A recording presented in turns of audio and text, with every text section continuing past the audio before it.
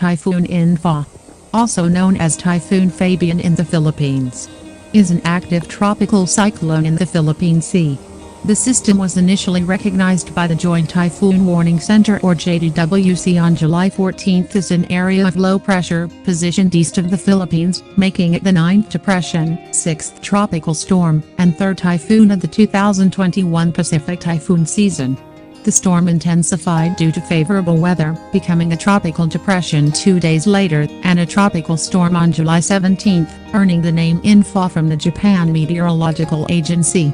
The system struggled to organize under dry air and moderate wind shear before further organizing in a weak steering environment.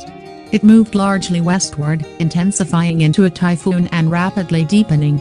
Due to persistent dry air invasions, the storm struggled to form itself appreciably. The Japan Meteorological Agency issued wave and sea warnings on the southern part of the Ryukyu Islands as part of the system's preparations. As the storm became stronger and closer, numerous further watches and warnings were issued for various Japanese islands. In Japan, schools, maritime events, and other activities were cancelled, with an estimated 16,000 people affected on the main island alone. The Philippine Atmospheric, Geophysical, and Astronomical Services Administration issued additional warnings across the Philippines. Due to the island's rugged terrain, Taiwan issued numerous rain and sea warnings, with damage and flooding, and landslides being the main concerns. Typhoon warnings have been issued for China's eastern coast. In-fa wreaked havoc on the Japanese islands, bringing with it torrential rain and powerful gusts that wreaked havoc on numerous structures. One person has died, according to reports. Flooding occurred in the Philippines as a result of heavy rain and strong wind. The storm intensified and contributed to the start of the Henan floods in 2021, killing at least 56 people, and causing losses of up to 65.5 billion yuan or $10.1 billion. If these damages are added to In-fa's overall monetary damages, Typhoon Inclement 2019 will be the most expensive typhoon to hit China.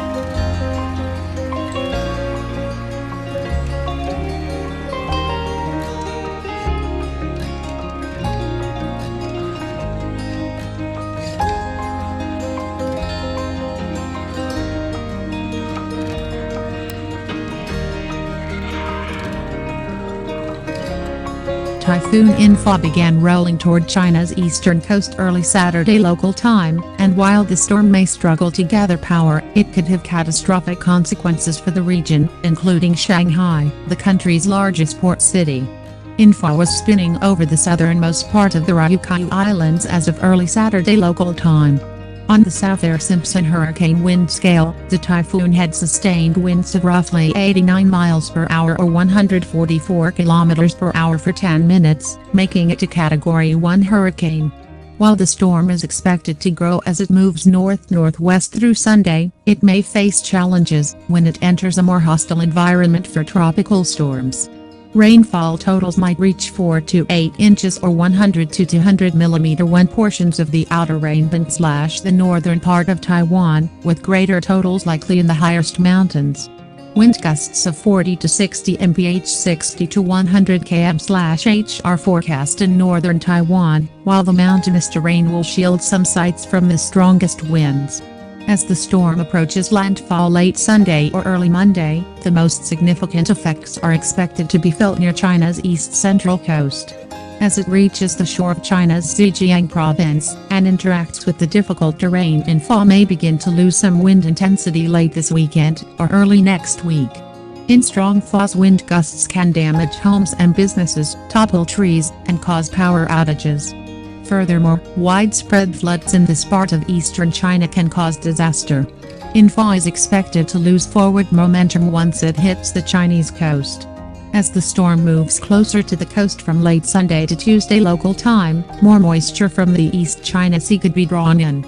This, along with the region's geography and a storm that has been hanging over the same area for several days, could result in widespread rainfall totals of 18 to 24 inches or 450 to 600 mm along Zhejiang's coastal region. In addition to record-breaking rainfall, strong winds on the northern side of In-fa can force water from the East China Sea inward, causing substantial and long-term coastal flooding and beach erosion along exposed beaches and harbors in Zhejiang. The quantity of rain and expected flooding could be disastrous for the region, but the effects of In-fa could be felt around the world if port operations in Shanghai and Ningbo come to a standstill. In anticipation for Typhoon In-fa's container pickups and deliveries have been halted in Shanghai and Ningbo ports. Officials warn that the storm might bring powerful gusts that could cause homes to collapse. The cities of Miyakojima and Ishigaki, as well as the village of Takatomi, have issued evacuation orders.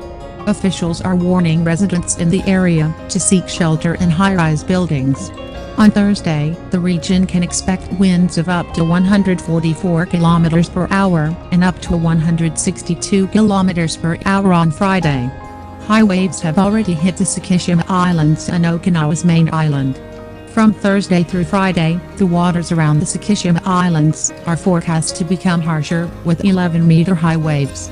Because it is moving slowly, the typhoon will have a long-term impact on the region. As the Olympics begin, Tropical Storm Lepartak bears down on Japan, potentially jeopardizing events. The Tokyo Olympics began on Friday, but competition could be disrupted as early as Monday due to a tropical cyclone. The Tokyo Olympics are only getting started, and in addition to COVID challenges, there could be a weather concern.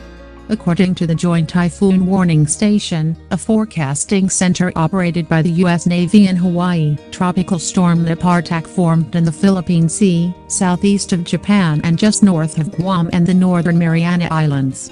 The Joint Typhoon Warning Center, or JTWC, said the storm had sustained winds of 40 miles per hour as of Friday afternoon in New York, and could bring winds of up to 50 miles per hour to Japan on Monday or Tuesday next week as it makes landfall north of Tokyo. While it isn't predicted to strengthen into a typhoon, the Atlantic Ocean's equivalent of a hurricane, it can't be ruled out just yet.